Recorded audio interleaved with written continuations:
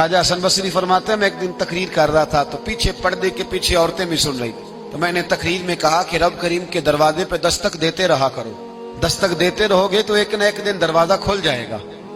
تو کہتے ہیں تقریر ابھی میں کر ہی رہا تھا کہ پیچھے سے خاتون بول پڑی، حسن بصری اجازت ہو تو کوئی بات کروں؟ تو میں نے کہا پاک بی بی کر لو۔ کہنے لگی کیا درس دے رہے ہو کہ اللہ کے دروازے پہ دستک دو کبھی نہ کبھی کھول ہی جائے گا؟ کہا ہاں۔ کہنے لگی مجھے تعجب ہوا ہے تیری بات سن کے۔ آپ کو کیوں تعجب ہوا؟ کہنے لگی وہ خاتون معرفت الہی کے اس مقام پہ تھی۔ کہنے لگی حسن بصری پہلے یہ بتا رب کریم کا دروازہ کبھی بند بھی ہوا ہے؟ کھلوائیں گے تو اس کو نا جو پہلے سے بند ہوگا، اور جو کھلا ہوا ہے، جو کھلا ہوا پچھلی راتی رحمت رب دی کرے بلند آوازہ بخشش منگن والے کارن کھلا جے دروازہ۔ فرمایا کبھی بند بھی ہوا ہے؟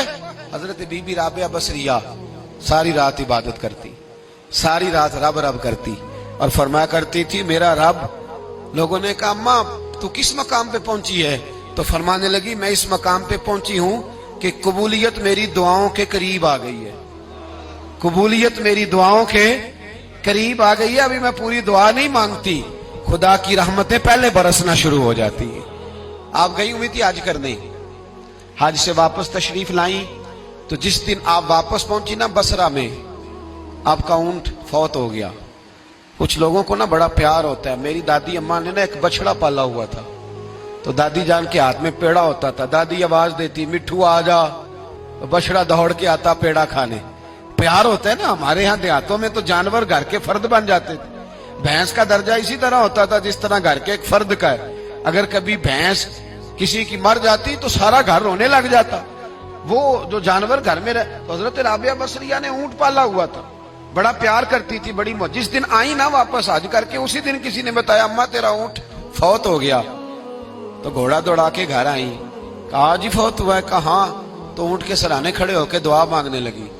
کہنے لگی مولا جب میں حج کرنے گئی تھی تو اپنا مال اسباب تیرے حوالے کر کے گئی تھی، تیرے سپرد کر کے گئی تھی، اور مولا جو تیرے سپرد کرے تو اس پہ رحمت کرتا ہے، تو فضل کرتا ہے۔ ابھی دعا مانگ ہی رہی تھی، ہر مشکل دی کنجی یارو ہاتھ مرداں دے آئی۔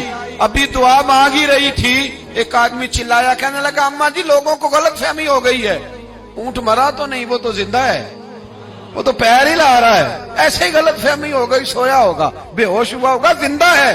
جناب رابعہ بصریہ رحمت اللہ تعالی علیہ سجدے میں گر گئی، فرمانے لگی اونٹ زندہ تھا یا مردہ تھا، ایک بات سچی ہے کہ میرا رب بڑا کرم فرمانے والا ہے، میرا اللہ بڑا غفار ہے، میرا رب بڑا مہربان ہے، وہ بڑا ہی رحمت کرنے والا ہے۔